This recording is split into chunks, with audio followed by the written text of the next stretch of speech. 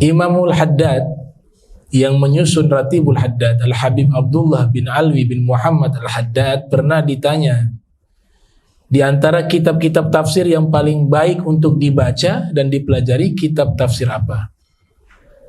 Imam Haddad menjawab, kitab tafsir yang paling terbaik di antaranya adalah Tafsir At-Tabari.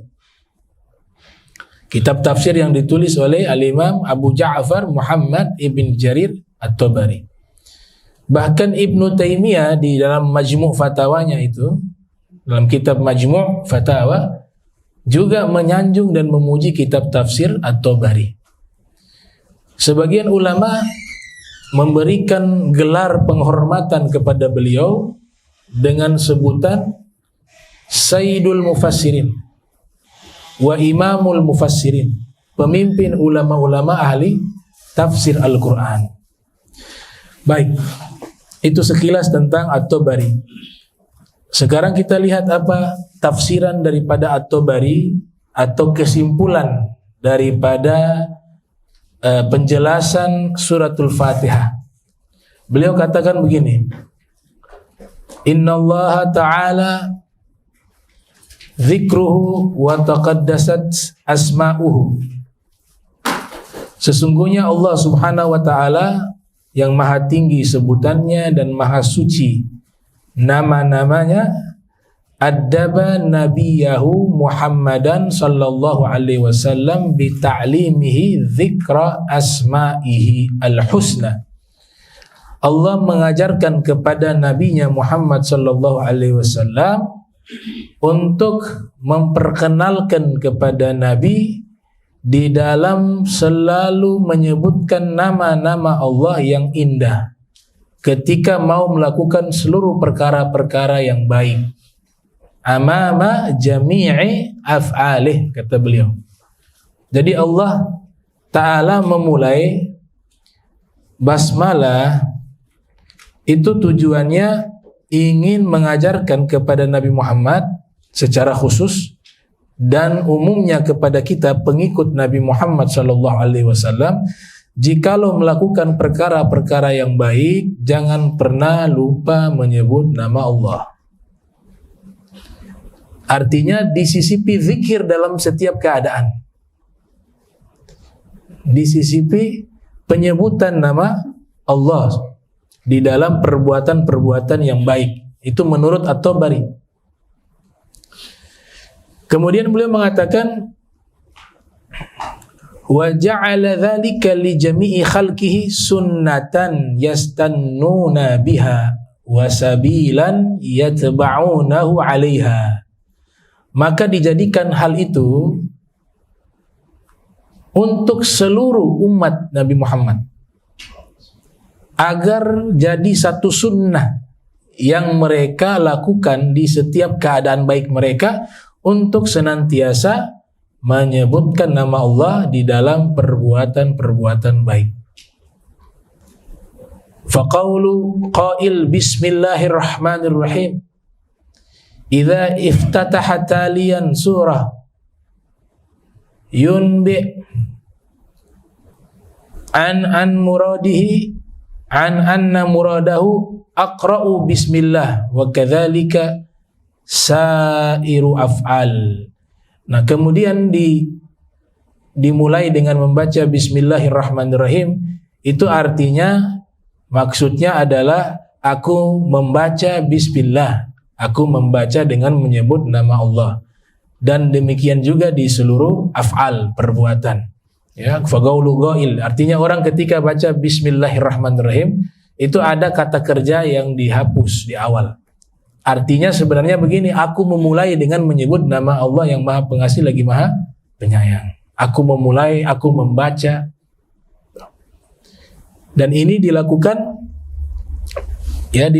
di seluruh perbuatan-perbuatan yang baik. Kalau perbuatan-perbuatan yang tidak baik kemudian sengaja menyebut nama Allah, maka dosanya berkali lipat. Sudah dosa melakukan kejahatan, maksiat, plus ditambah dosa mempermainkan nama Allah. Maka dikatakan oleh Ibnu Hajar Al-Haytami dalam kitabnya Al-I'lam biqawatil Islam, kalau niatnya ingin meremehkan, ihtiqar, merendahkan nama-nama atau simbol-simbol agama, maka dia bisa murtad. Bisa murtad. Meremehkan, merendahkan, melecehkan nama Allah dan nama para nabi, terutama Nabi Muhammad sallallahu alaihi wasallam. Jadi tidak boleh dibawa di ranah bercanda. Karena itu perkara yang berkaitan dengan masalah keimanan. Bercanda sekalipun, jika dia masukkan nama-nama suci tersebut, dikhawatirkan menjadi murtad. Kalau hukum Islam meminta dia bertobat, tidak mau bertobat, diserahkan kepada hakim untuk divonis hukuman mati. Kalau bicara hukum secara Islam, bagi orang-orang yang merendahkan nama Allah dan nama para nabi dan simbol-simbol kemuliaan agama Islam, itu tidak bisa dibercandakan, tidak bisa dimain-mainkan. Hadhihi surah al-karimah makkiyah wa ayatuha sab'un bil ijma'. Ini surat yang mulia, dia kategori makkiyah. Ini makkiyah, ada madaniyah. Kalau makkiyah dan madaniyah, ya Imam Suyuti yang lahir 849 Hijriah, wafat 911 Hijriah, membahas secara khusus bab tentang makkiyah dan madaniyah di dalam kitabnya Al-Itqan fi Ulumil Quran. Di situ dikatakan ada tiga pendapat berkaitan dengan definisi makkiyah dan madaniyah. Dan harus diketahui itu, di dalam Al-Quran kalau ada tulisan makkiyah, madaniyah, itu bukan dari Nabi kita Muhammad SAW. Itu dilakukan oleh sahabat setelahnya. Setelah wafatnya Rasul, Ibnu Abbas diantaranya dengan beberapa sahabat, mereka membuat musyawarah untuk menetapkan makkiyah dan madaniyah di dalam Al-Quran. Berarti perkara baru yang baik. Dibuatlah makkiyah, madaniyah. Dan bagi para mujtahid, Imam Abu Hanifah, Al-Imamu Malik, Al-Imamu Syafi'i, Al-Imamu Ahmad bin Hanbal, yang mereka mengistinbat hukum langsung dari Al-Quran, diwajibkan untuk mengetahui makkiyah dan madaniyah. Ini pernyataannya Ibnu Salah. Ada kitab beliau Ibnu Salah yang lahir 577 Hijriah, wafat 643 Hijriah, dijuluki Khatimul Huffaz, penutup para hufaz. Beliau menulis kitab Ulumul Hadis, Anwa'u Ma'rifati Ulumil Hadis, berjudul Muqaddimah Ibni Salah. Itu dikatakan oleh para ulama, lau lam yakun li Ibni Salah muallifan siwal muqaddimah lakafathu syarafan wa fakhra. Seandainya Ibnu Salah tidak punya karya ilmiah, tidak punya karangan kitab, yang beliau punya hanya satu, kitab Muqaddimah, maka cukuplah itu sebagai kemuliaan dan keagungan baginya. Ini kitab Muqaddimah ini dikatakan, kalau belum pernah baca kitab Muqaddimah jangan bicara ilmu hadis. Belum pantas. Itu sampai setingkat itu ulama katakan. Yang belum pernah membaca, mempelajari kitab Muqaddimah Ibnu Salah, maka dia belum belajar ilmu hadis. Jadi standarnya di dalam kitab Muqaddimah. Beliau menulis satu kitab berjudul Adabul Mufti wal Mustafti. Adab mufti dan orang yang meminta fatwa. Beliau terangkan syarat-syarat mujtahid, baik mutlak ataupun muqayyad. Kalau imam 4 mazhab itu disebut mujtahid mutlak. Maknanya mutlak apa? Ya mereka yang membuat rumusan cara pengambilan hukum tanpa mengikuti kepada yang lain. Itu namanya mujtahid mutlak. Jadi gak ikut siapa-siapa, mereka yang buat. Mereka yang buat. Bagaimana sih memahami ayat umum, ayat khusus, ayat mutlak, ayat muqayyad? Bagaimana memahami nasikh wa mansukh? bagaimana memahami asbabul wurudnya, asbabun nuzulnya, bagaimana memahami ta'arud, pertentangan antara ayat dengan ayat, hadis dengan hadis. Ini makna pertentangan bukan berarti benar-benar bertentangan, tapi pemahaman orang ketika membaca secara teks seakan-akan kontradiksi. Yang paham mereka harus. Nama ilmunya ilmu mukhtalafil hadis. Memahami kata-kata yang sulit dipahami dalam bahasa Arab. Itu syarat-syaratnya harus terpenuhi semuanya. Dan salah satunya adalah mengetahui Makkiyah dan Madaniyah. Kalau setelahnya mujtahid namanya mujtahid muqayyad. Mujtahid muqayyad itu mereka tidak membuat cara-cara memahami nas yang baru. Metodologi memahami nas yang baru tidak dibuat oleh mereka. Mereka melanjutkan. Yang melanjutkan caranya Imam Syafi'i disebut ashab Syafi'i. Yang melanjutkan rumusan-rumusan Imam Ahmad disebut ashab Ahmad bin Hanbal. Yang melanjutkan rumusan-rumusan hukum Imam Abu Hanifah disebut ashab Hanafi atau ashab Imam Abi Hanifah dan seterusnya. Ya disebut dengan muqayyad, ya, muqayyad. Nah, Imam At-Tabari termasuk mujtahid muqayyad. Ia melanjutkan. Beliau belajar tidak langsung kepada Imam Syafi'i. Karena Imam Syafi'i kan meninggal tahun 204. Sedangkan beliau lahir tahun 224. Tidak ketemu ya. Tapi belajarnya kepada siapa? Murid-murid Imam Syafi'i secara langsung. Jadi kalau sanadnya At-Tabari dalam mazhab Syafi'i, itu beliau murid-muridnya yang ada di Irak sanadnya kepada Imam Za'farani, Imam Al-Karabisi, Abu Thawr Al-Kalbi, termasuk Imam Ahmad bin Hanbal juga, termasuk murid-murid Imam Syafi'i. Nah, sanadnya kiblatnya ke situ. Murid-murid yang ada di Irak. Karena Imam Syafi'i juga mengajar, menyebarkan ilmu di Irak. Setelah itu pindah ke Mesir. Yang di Irak disebut qaulun qadim, yang di Mesir disebut qaulun jadid. Jadi sanadnya sangat dekat dengan Imam Syafi'i.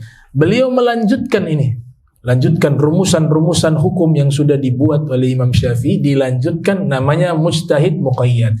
Tapi mujtahid muqayyad ini punya syarat-syarat harus terpenuhi sama seperti mujtahid mutlak. Harus paham Al-Quran, harus paham hadis, harus memahami asbabun nuzul, asbabul wurud, kemudian agwal sahabah, ijma'us sahabah, agwalnya para ulama-ulama sebelumnya, kemudian memahami nasikh wa mansukh, kemudian memahami gharibul hadis, gharibul Quran, memahami juga yang namanya ta'arud, pertentangan-pertentangan kontradiktif antara hadis dengan hadis, ayat dengan ayat, dia pahami semuanya.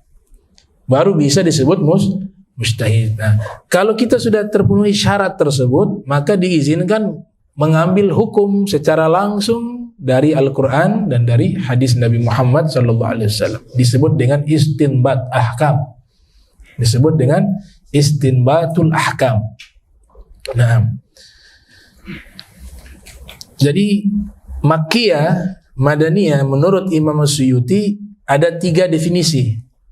Yang pertama, disebut dengan Makkiyah dan Madaniyah jika wahyu yang Allah turunkan kepada Nabi Muhammad SAW berupa Al-Quran itu di saat Nabi belum hijrah ke kota Madinah.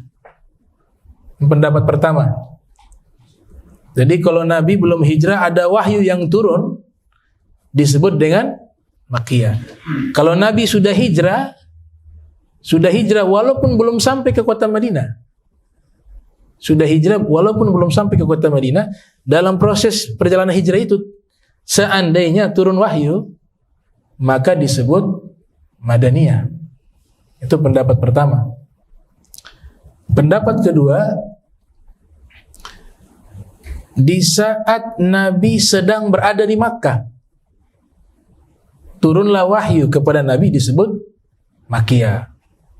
Walaupun sudah hijrah ataupun belum hijrah tidak masuk di situ. Belum hijrah maupun sudah hijrah, seandainya Nabi sudah hijrah, kemudian Nabi posisinya ada di kota Makkah, turun wahyu, tetap dinamakan Makkiyah. Pendapat kedua. Madaniyah juga demikian. Sebelum Nabi hijrah, Nabi keluar. Kan tidak pernah ada sejarah itu. Wahyu turun di saat Nabi belum hijrah. Ada tidak? Wahyu Al-Quran turun di saat Nabi belum hijrah. Ada. Tapi berada di kota Madinah yang tidak ada. Paham ya? Nabi posisinya di kota Madinah tidak ada. Tapi wahyu sudah turun. Kan usia 40 tahun wahyu pertama turun. Tapi Nabi tidak pernah ada di kota Madinah. Tidak ada satu ulama yang meriwayatkan itu. Adanya Nabi itu dagang ke Syam. Ada satu peristiwa saja. Kapan itu? Isra. Kalau Isra Nabi mampir ke Madinah. Tapi tidak ada ulama ahli Al-Quran mengatakan di saat Nabi mampir ke Madinah turun wahyu. Tidak ada. Tidak ada itu. Turun wahyunya tidak ada. Itu definisi kedua.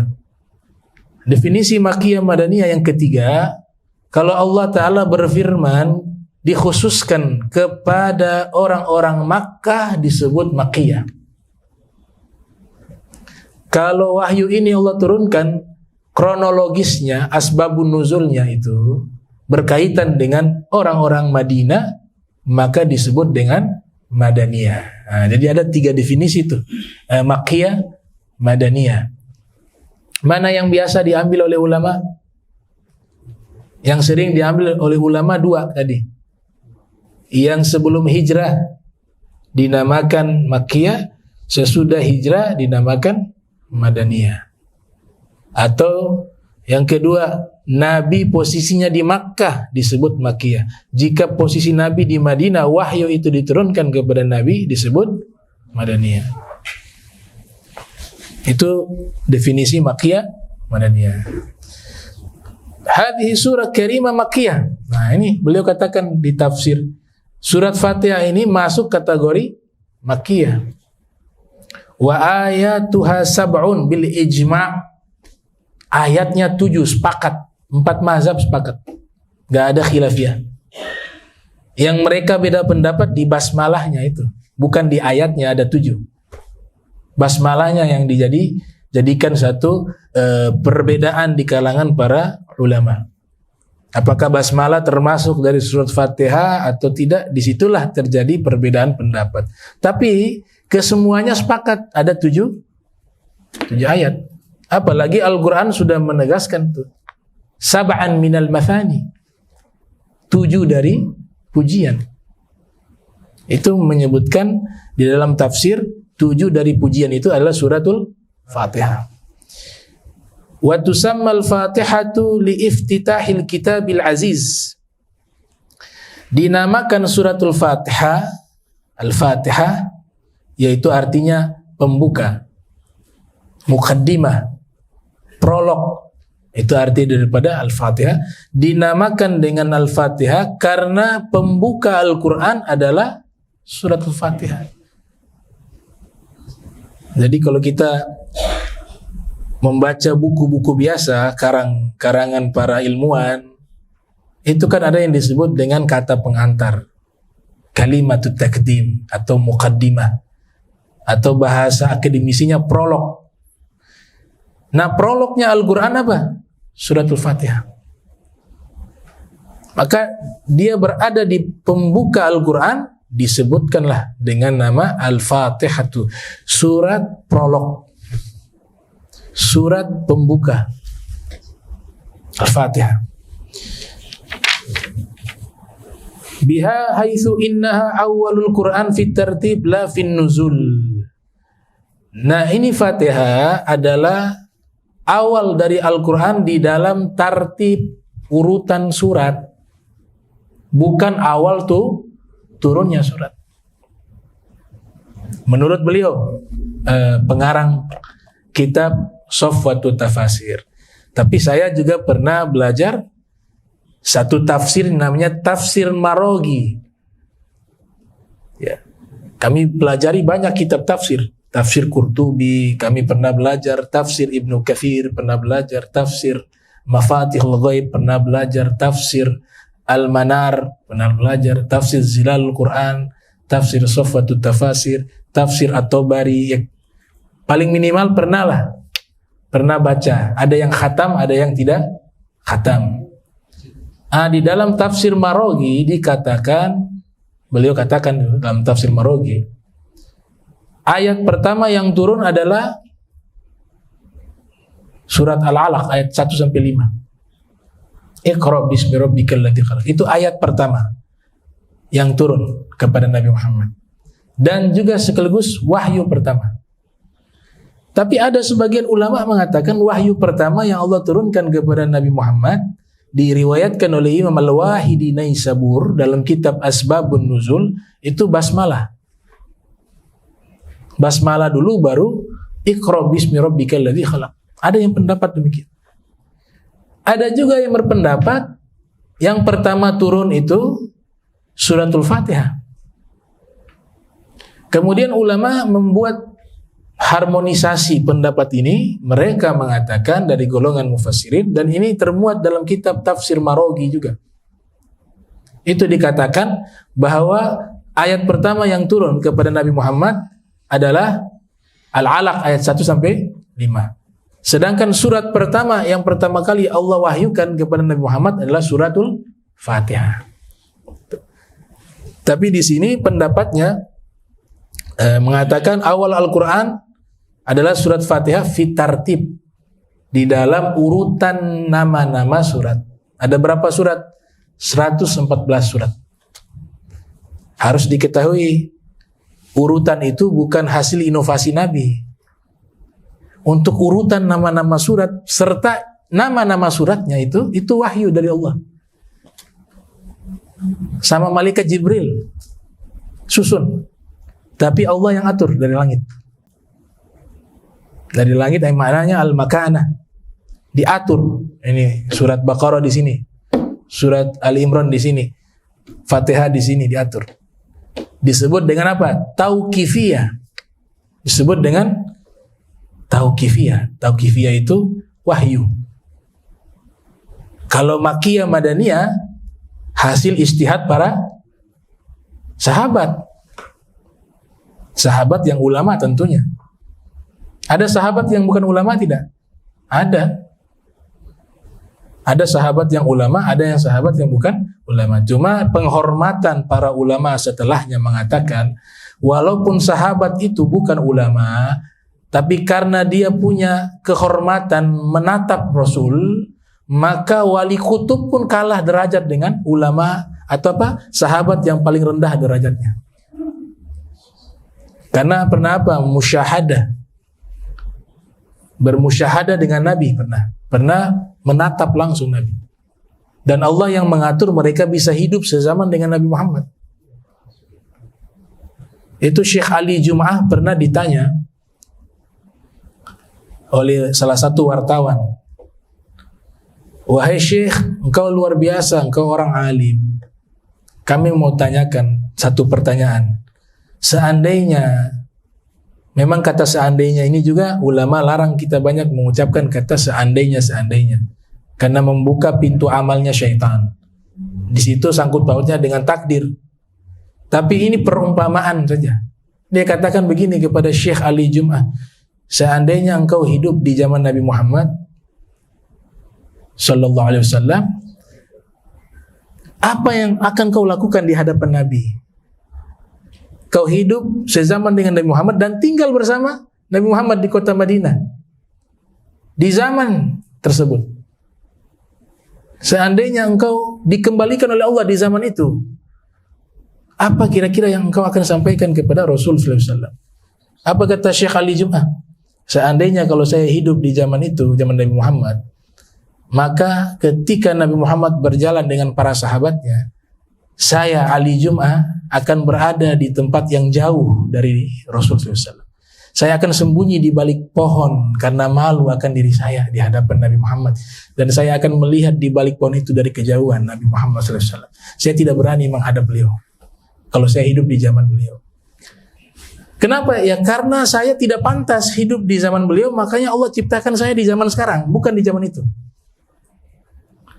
Kalau saya orang yang pantas bisa menemani Nabi, bisa bergaul dengan Nabi, dan bahkan bisa menjadi sahabat Nabi, tentu Allah akan ciptakan saya akan lahir di zaman Nabi Muhammad dan hidup bersama Nabi Muhammad. Tapi karena saya tidak pantas, Allah tahu saya tidak pantas hidup berdampingan dengan Nabi Muhammad, maka Allah ciptakan saya di zaman sekarang ini.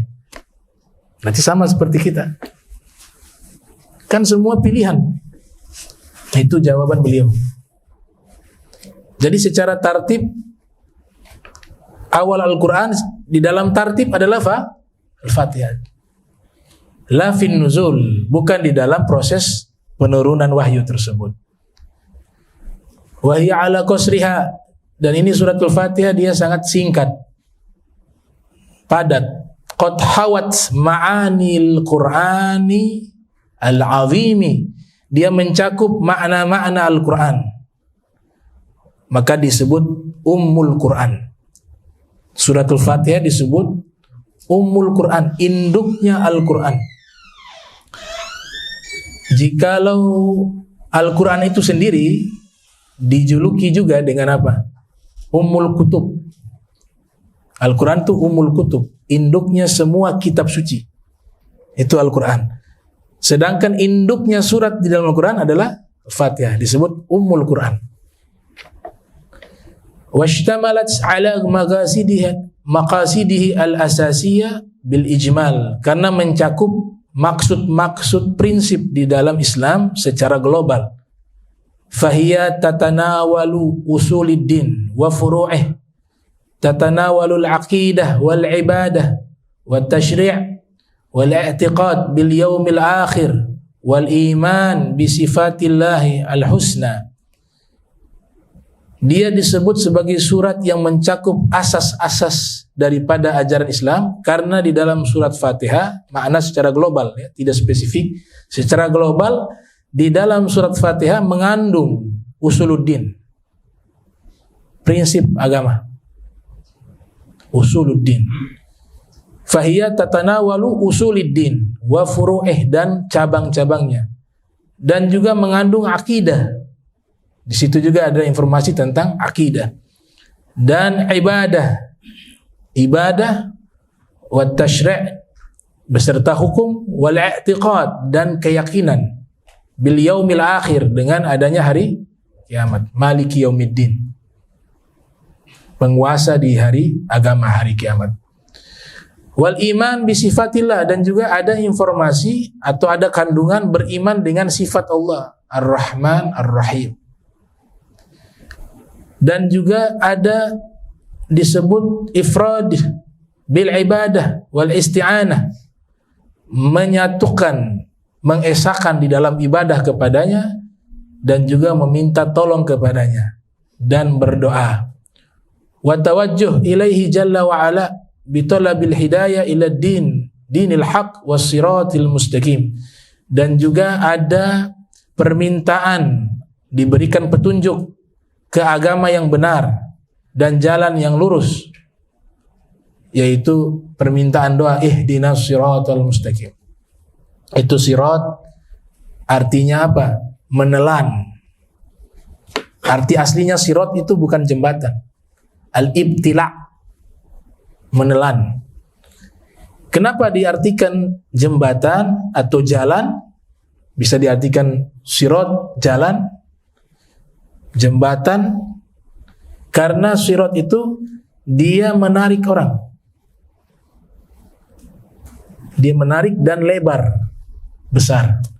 Kalau sirat yang dipahami di dalam riwayat-riwayat atau informasi penjelasan ulama mengenai jembatan yang akan dilintasi oleh semua manusia, itu disebutkan ahaddu minas saif wa adaqqu minas sya'ri. Dia lebih tajam dari pedang, lebih halus dari sehelai rambut. Itu sirat secara gamblang dalam Al-Quran, yang di akhirat itu tidak ada. Makanya kaum Mu'tazilah mengingkari adanya sirat. Dalam masalah akidah, kaum Mu'tazilah tidak percaya adanya sirat. Tapi kita ahli sunnah wal jamaah percaya adanya sirat. Ulama tafsir juga menafsirkan di dalam Al-Quranul Karim. Dan sirat ini bisa dibaca sirat dan bisa dibaca sorat. Dalam qiraah yang lain dibaca as-sirat, pakai to, as-sirat. Yang kedua, sodnya dibaca fathah, as-sorat. Bisa dibaca as-sirat, bisa dibaca as-sorat. Qiraah yang benar itu, bacaan sodnya itu terdengar seperti swirat,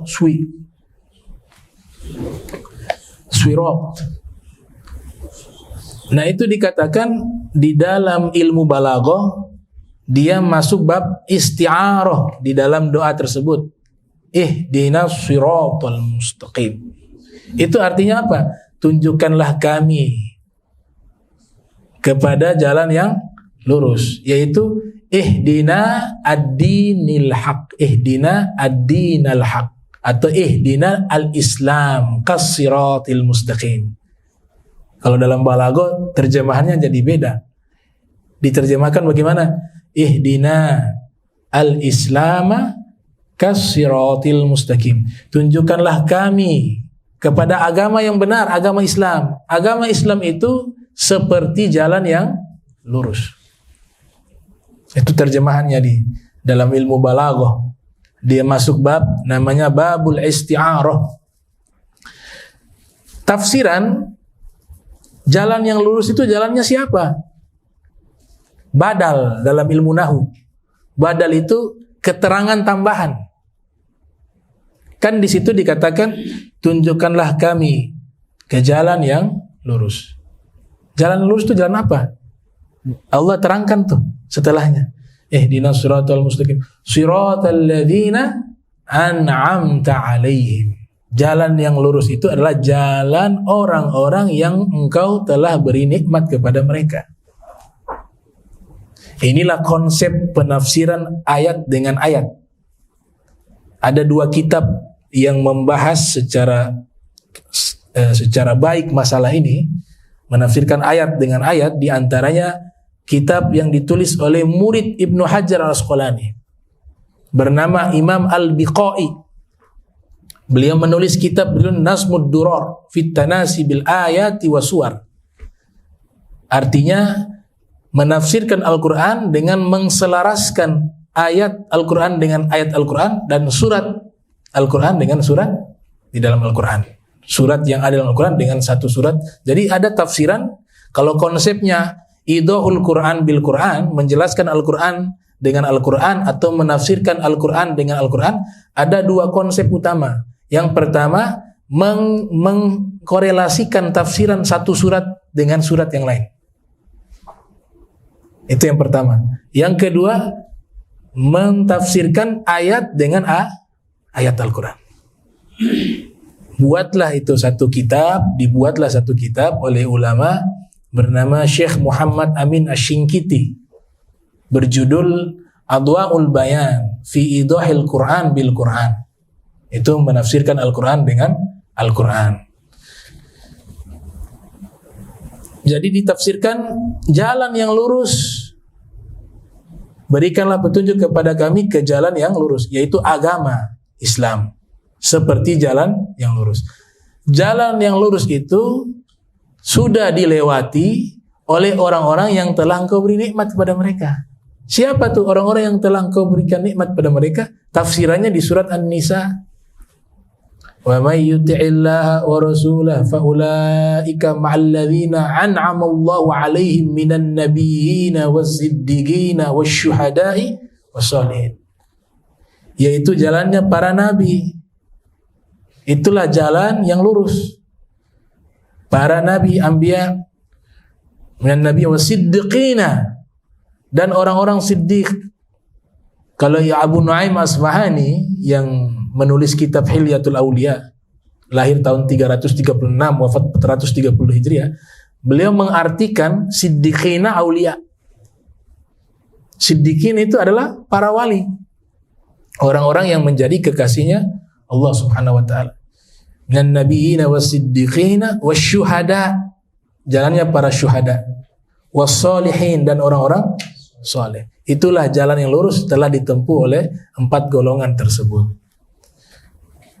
Dan di surat Fatihah juga ada yang disebut dengan tadarru' ilaih, doa memohon kepada Allah. Itu dalam surat Fatihah ada itu. Nah, doa ini kalau dari bawah ke atas namanya tolab. Kata perintah kan, ihdina, tolonglah berikan petunjuk kepada kami. Perintah tuh. Tapi bukan perintah fil amar kepada Allah, karena kita bawahan. Mana ada bawahan perintah atasan? Apalagi Allah. Di situ maka disebut dengan apa? Tolab, permohonan, bukan perintah. Tapi kalau perintah dari atas ke bawah itu perintah, bukan permintaan, perintah. Allah suruh sholat, ya kita wajib sholat, perintah. Aqimis sholata li dzikri, dirikanlah sholat. Katalah itu kan perintah. Nah, perintah dari Allah kepada makhluk itu bukan permintaan, tapi satu kewajiban. Harus dari atasan ke bawah. Kalau sebanding, dia bukan atasan, dia bukan bawahan, tapi setara. Kemudian ada kalimat perintah, di situ namanya iltimas. Permintaan, permohonan. Jadi kalau dari bawah ke atas, tolab. Tolab itu saya artikan lebih sederhana, permohonan. Tolab. Kemudian perintah kalau dari atas ke bawah, dari atasan ke bawah, namanya amr, perintah. Tapi kalau setara namanya iltimas, permintaan. Beda kan? Permohonan, perintah, permintaan. Maka di situ ada tuh, habis baca Fatihah, sunnah, amin, baca. Imamnya baca, makmumnya juga baca. Bahkan yang masbuk juga baca. Masbuk datang terlambat. Sholat berjamaah, dia datangnya terlambat. Ketika dia terlambatnya itu masuk ke masjid, di saat itu imam sudah selesai baca Fatihah sampai di kalimat waladdallin, maka bacalah amin. Ini yang terlambat kata ulama fikih juga sunnah dia ikut baca amin. Amin. Padahal belum masuk ke, karena lagi mengaminkan doa. Surat Fatihah itu doa. Dan sepakat para ulama, amin bukan termasuk daripada suratul Fatihah. Amin dia adalah di luar surat Al-Fatihah. Dia artinya apa? Isim fi'il. Dalam ilmu nahwu namanya isim fi'il. Dia isim tapi mengandung makna kata kerja. Jadi amin maknanya apa? Istajib. Amin itu ada arti. Amin artinya istajib. Ya Allah, tolong ijabah doa kami. Itu arti daripada amin.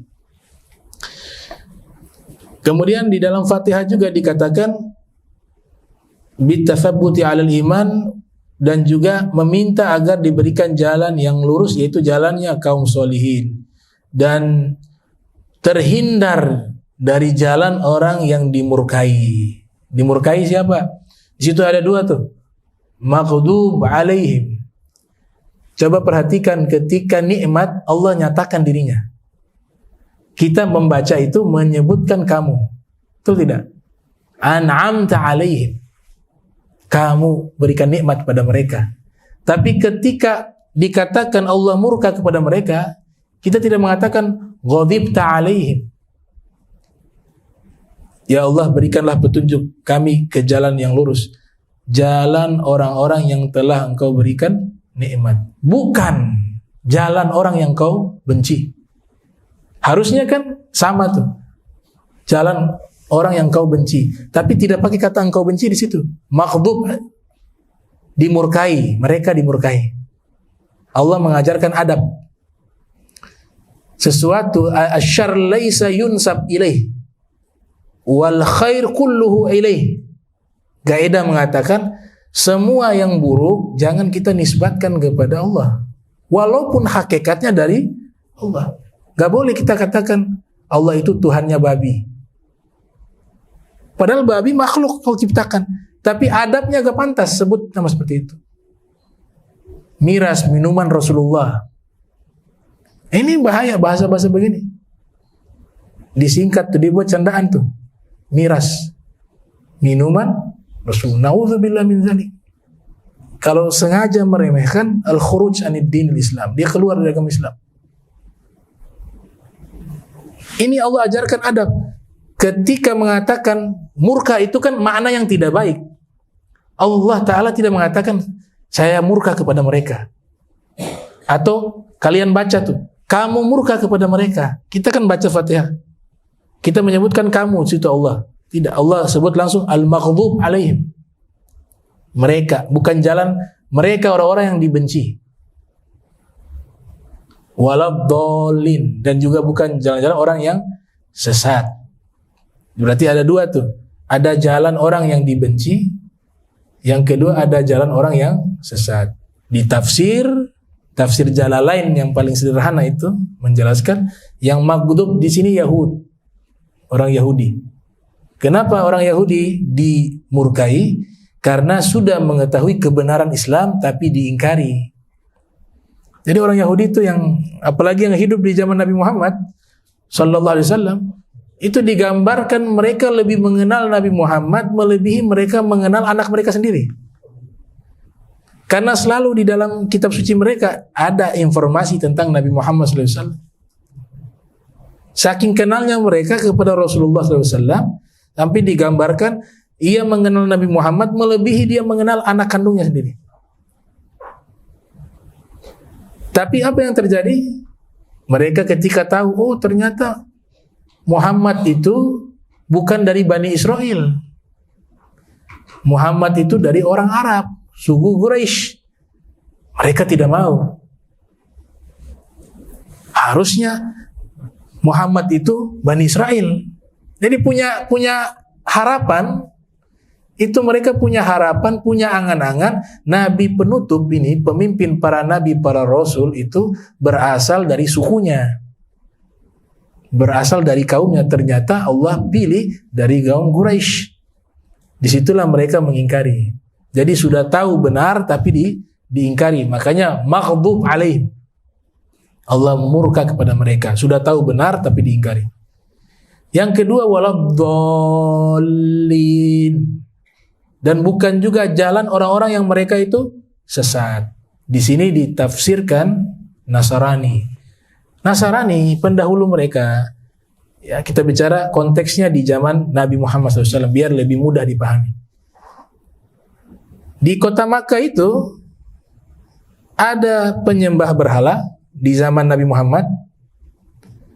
Ada ahli kitab Nasrani, ada millatu Ibrahim, mengikuti agama Nabi Ibrahim. Kurang lebih yang mayoritas tiga ini. Penyembah berhala, yang kedua Nasrani, yang ketiga mengikuti agama Nabi Ibrahim, millatu Ibrahim. Yang Nasrani ini dia masuk Islam di Makkah itu.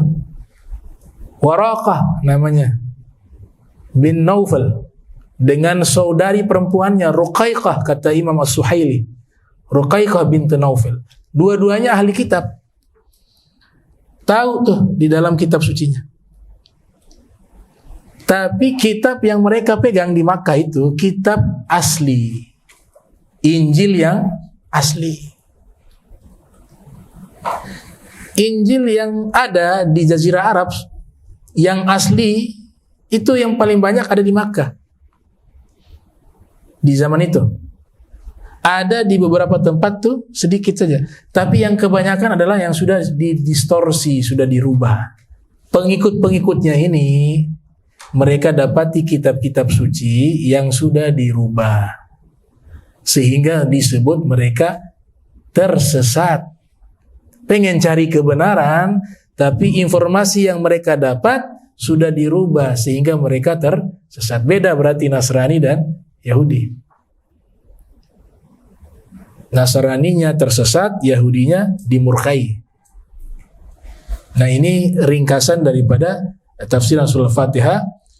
Kemudian dikatakan di sini di Fatihah juga ada berita-berita tentang kisah-kisah umat-umat terdahulu. Jalan-jalan orang yang telah kau berikan nikmat itu kan cerita para nabi terdahulu dan seterusnya. Dan juga ada tingkatan-tingkatan kebahagiaan, tingkatan-tingkatan orang-orang yang celaka itu diisyaratkan di dalam surat Fatihah. Dan juga perintah mengamalkan perintah Allah Ta'ala, menjauhi seluruh larangannya juga ada di dalam surat Fatihah. Dengan sebab itulah suratul Fatihah dinamakan Ummul Kitab, induknya Al-Quran. Li'annaha jama'at maqasidah al-asasiyah, karena dia menghimpun semua asas-asas prinsip daripada ajaran Islam, itu semuanya termuat di dalam suratul Fatihah. Nah, kita sampai di sini saja. Nanti pertemuan berikut kita lanjutkan di dalam pembahasan fadluha, keutamaan daripada surat Al-Fatihah. Jadi kesimpulan yang saya tutup, Fatihah itu awalnya apa? Paling awal basmalah. Paling akhirnya apa? Akhir dari Fatihah apa? Amin atau waladhdallin? Waladhdallin. Amin kan bukan surat Fatihah itu. Awal Fatihah itu basmalah, akhirnya waladhdallin. Awal bacaan Al-Quran Bismillah.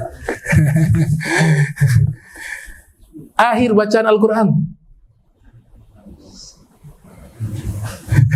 Shadaqallahul Azim. Itu ada riwayat tuh. Jadi mengatakan Shadaqallahul Azim itu bid'ah, padahal riwayat ada. Riwayat itu dimuat dalam kitab Ruhul Bayan.